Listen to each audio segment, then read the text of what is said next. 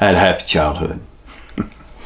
I was raised by great parents, my mom and dad, Wayne and Julia. I had a brother named Bennett, older brother, older sister named Julie. Always had everything we wanted, all of what we needed, and most of what we wanted. My testimony is not going to be a testimony about bad parents and how I was wounded young, and that caused me to go off on a life of craziness. My testimony is one of somebody that was just had things easy all their life.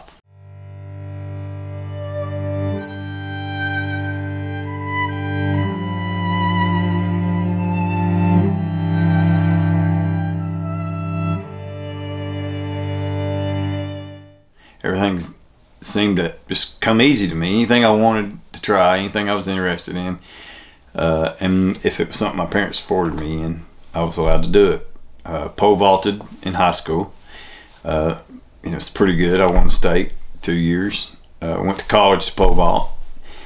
Once I got to college, my first 2 years, I worked pretty hard at pole vault and trying to stay in shape for track. And then my appendix ruptured. And that gave me a lot of free time, which I was talked into going into my first bar my junior year in college, and it all kind of just spiraled from there. I loved the scene, the dancing, the staying out all night, everything that would appeal to a young, 20 or 21 year old. Most of my life I knew what I was going to do when I got out of college, and that was be on the radio. That's what I wanted to do. From an early age, I'd even practiced being on the radio in my bedroom. I built a radio station when I was little that broadcasted just around, our little 12-acre yard, but you could tune me in if you wanted to. I don't even know where that came from, but I did, and so I always knew that that's what I would do when I got out of college. What I didn't count on was getting my first radio job while I was in college at an FM station in Johnson City, and again, things started coming really easy to me. When you live a life like that, you don't appreciate what it takes other people years to do. It just gets kind of handed to you, and one or two things you'll be grateful, or you'll be entitled, a sense of entitlement, and that's kind of the way I was. I felt like I got where I was because I'm just good at it. And nothing could really be further from the truth. But at a young age, that's when you're learning all these lessons. So got on the radio at an early age, decided I didn't need college because I got a job in Atlanta working for a radio station. So went to Atlanta for a year, got homesick and came home. Was trying to figure out what to do with my life. And you see, having a Christ-centered life, I heard it a lot growing up, but I didn't know what it meant to have a personal relationship. I thought a personal relationship with Jesus was one that you just got up and you went to church and you on Sunday and a few events during the week, and that was your personal relationship. Nothing could be further from the truth. It was hollow and empty. I would find out later on. So while I was on the radio thinking I was what the world would think was successful, I came back to Knoxville for another radio job that was local there. I had been on the radio for a lot of years, radio and television here in Knoxville, and while I enjoyed being noticed by people, I was into it because I wanted it to be all about me, which is completely contrary to a life with Christ, because the nature of a personal relationship with Jesus means that you deny yourself and you follow Him. And I had heard all that, Campus Crusade for Christ in college would chase you all over the place trying to get you to have a personal relationship with Jesus. I would run from them because Jesus wasn't any fun, I didn't think. And so I didn't want any part of that. Most of what I knew about Jesus and a personal relationship with Jesus was all kind of fakery.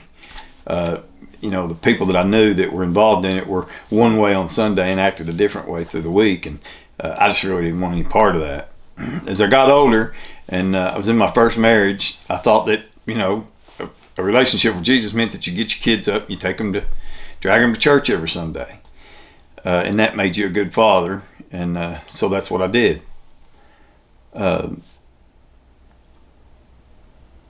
I wound up being on the radio for 12 or 13 years around the area, and had decided that I needed to make more money, and had an opportunity to go in the car business, which was just a whim. I don't even think I thought about it much, but I wound up in the car business. Long story short, doing really well, making more money than I knew what to do with at a young age. But I can tell you one thing I knew for sure I wasn't doing with it, and that was giving it to the church or tithing, giving it to something that would be good for a community or other people. Because I didn't think of in terms of eternity, because I thought I'd just live forever, and everything in my life was so easy for me. Positions that people worked years to get somehow just opened up for me, and I stepped right into them. So at a young age, I had more money than I had sense. Money, though, it turns out, gave me a false sense of security and happiness. In the quiet times when I'd be by myself, I had plenty of money. You know, I had 2 adopted sons, and I was married and had a nice house, and yet it was all hollow.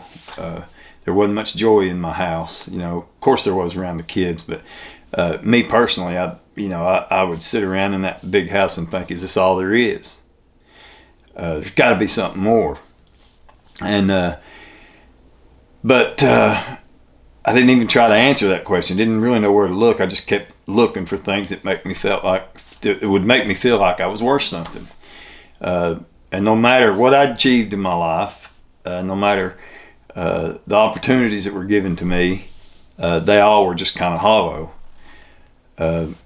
My relationships, my jobs, there were some short successes that would make you feel pretty good, because it was making me well known and people knew my name, and in our area a lot of people knew who I was, and that made me feel kind of really cool. But then those people would walk away, and I would still be thinking that there's got to be more to life than this. I'm just not happy. Nothing seems to make me happy. So in that search and doing things on my own, and because I was motivated by my pride and ego, I wound up getting myself in trouble in the car business, and the car and mobile home business, and had started a company that did really good starting off. Was vice president, general manager, and we were on a roll. And then that's when I think the Lord decided that it was time for Him to get my attention, and because I was really headed down a bad path at that point in my life. All I knew was people I would see on TV that I thought, now, if I had it like that, I would have it made. And so that's what I strive for. Basically just copying people. At one point I'd turned around and I'd realized that I'd made over $200,000 in a year and hadn't given a penny to the church. And that, later on, I didn't know it then, but now I look back and I think, man, what a waste of God's money, and what a terrible steward I was. But I was a terrible steward with everything God had given me: my talents, my skills, my relationships. They just withered on the vine because there wasn't any eternity in them on my part. And so that path, my teenage years, and then trying to be famous and feeling like I needed to be somebody. I love to hear somebody come and say, well, boy, he's really got it on the ball. He must be really smart. Look at all this money. Look at all this stuff he has. Nothing could be further from the truth. I didn't have a clue who I was. And then the Lord decided to get my attention. And because I had made all that money, and money gives you a false sense of security, I thought I could just do anything to anybody any way I wanted to do it. And that's kind of how I operated. And that mindset wound me up in prison, basically. I got myself into some financial trouble, and couldn't bear to see who I thought I was with all the money and the success go down the tubes. I held on to it so hard that I would have begged, borrowed, and stolen from people to try to portray this big successful person, until it got to the point where the Lord just cut it all off. There wasn't anywhere I could run to change my situation. I couldn't tell another lie. I couldn't con another person to make my life look like it was what it had looked like for a number of years. And because of that end, I found myself in prison. And I was full of so much pride that I didn't think they'd ever send me to prison. I said that in the van all the way down till they rolled me up to the gates. And I thought, I'm in prison. So I realized pretty quick that that was a field trip I was going to have to take. There wasn't any way out of it. I tried to kill myself. That didn't work. Tried twice. That tells you anything. So when the Lord has delivered priority mail to you, somebody in your pants, you know that you're going to have to just face the music. And when I tried to commit suicide, when I tried to kill myself, the only thing that I held on to was after the fact, even though I tried, was my daughter's face, really. And I think that was the Lord saying, look, here's a reason for you to get through this and to come out the other side. If you'll have a relationship with me, I'll make you a better person. That's where your better life will be found. And I didn't understand that at the time. I didn't understand what a walk that would be.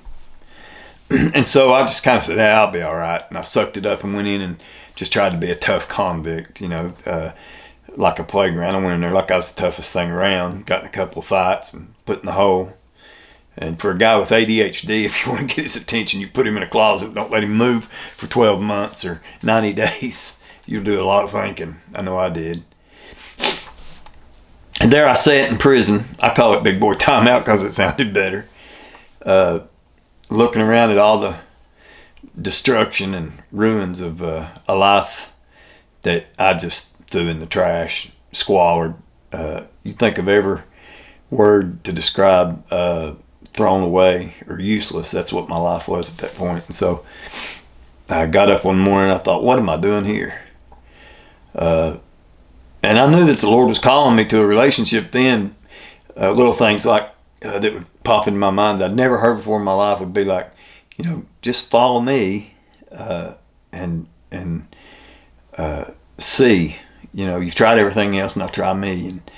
And I don't know that the Lord works in those kind of terms, but I recalled that sort of conversation from somewhere. And so while I was in prison, I decided to try and not make it about me for once in my life and make it about other people and to try to get a sense of serving or helping other people. So I tutored in GED classes and helped, younger convicts or inmates get their GED, because I felt like if you were going to get out of here, and if I was ever going to get out of prison and be something, or that I needed to learn to think about somebody other than myself. So, and through that's how I learned that through service in prison, I learned that there's liberty in serving other people.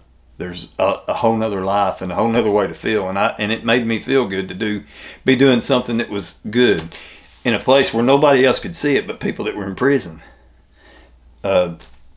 So I wasn't doing it for any other reason other than I wanted to serve people and see the betterment of other people in themselves and me be a reason for it.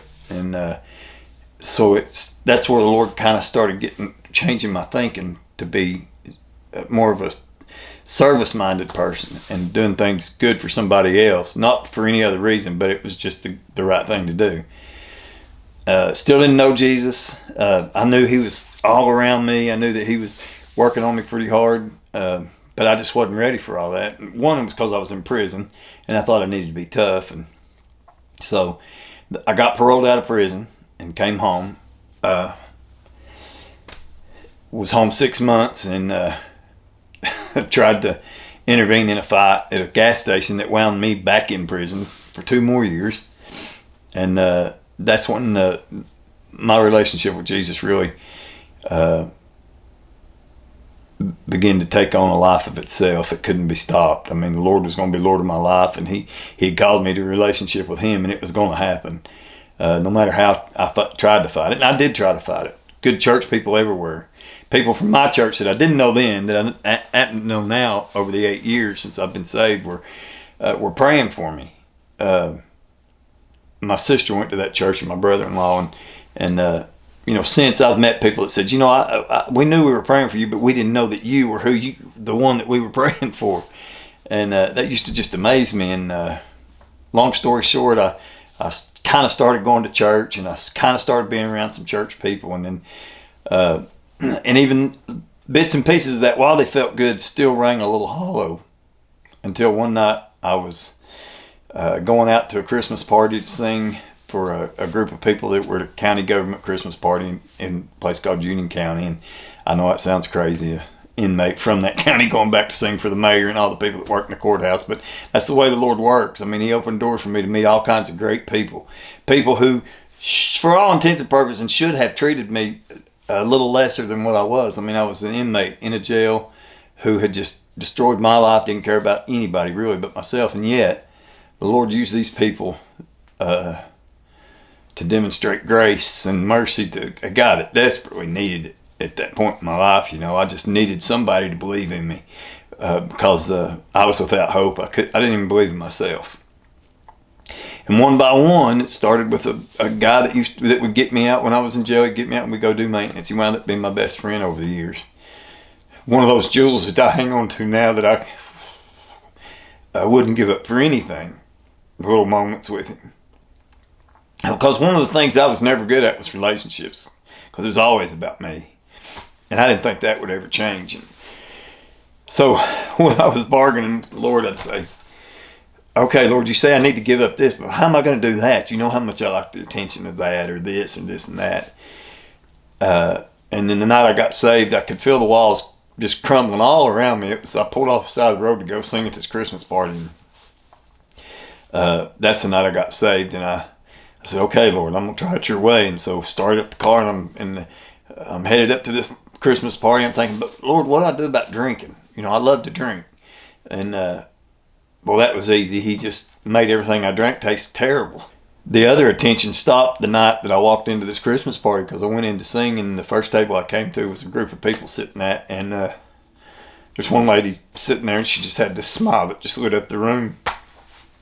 And, I wrote that off for myself. I thought, I'd been too crappy to people and women that your soulmate didn't exist. I thought that was a lot of hooey, that, I'd be alone the rest of my life.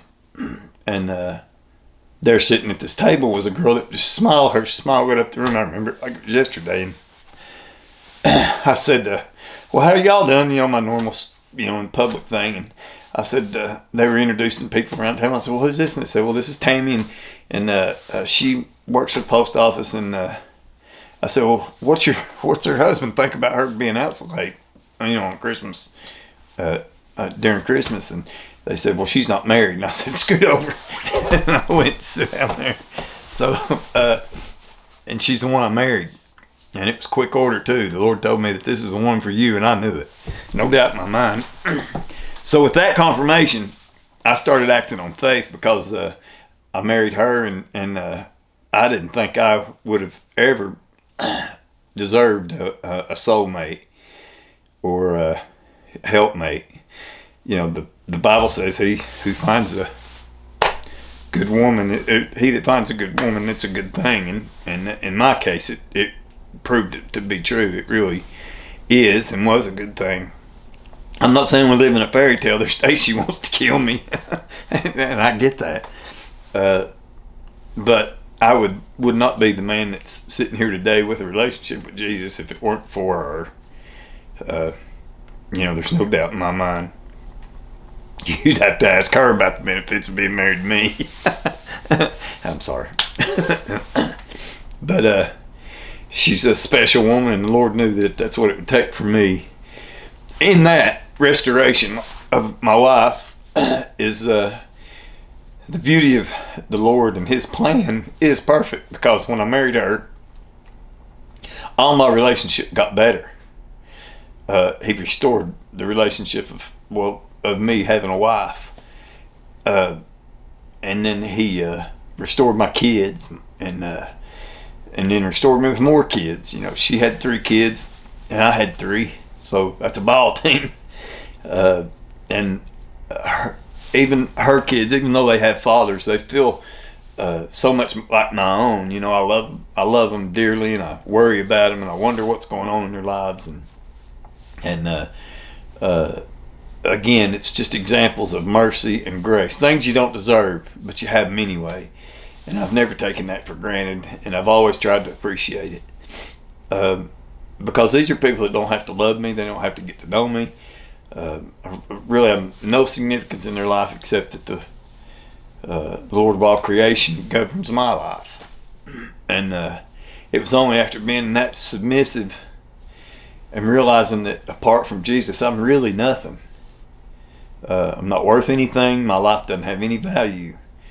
And that if I'm going to be something, it needs to be something for Jesus. And I spent millions of dollars, probably wasted millions of dollars, and a lot of time searching, trying to find happiness and be something, and only to realize that the key to being something is to realize I'm nothing, and that Jesus is everything. And it's not easy. Been saved for 8 years or so now, and it's been the hardest part of all of it. We think when you get saved that everything's just roses and in this picture perfect, and it's not. A relationship with Jesus takes work, a lot of work, and it doesn't happen overnight. When you first get saved, Jesus doesn't give you opportunity to minister thousands of people. It just doesn't happen that way. I've been on a 4 or 5 year. I've been in school with Jesus, learning how, learning what a relationship with Jesus looks like and how it feels, and learning what He's called us to do through ministry. And some of it's contrary to who I am as a person, my nature, my sin nature. But I trust Him. Jesus has brought me too far from where I was in that prison cell over 12 or 13 years ago, and with all the wreckage of my life all around me.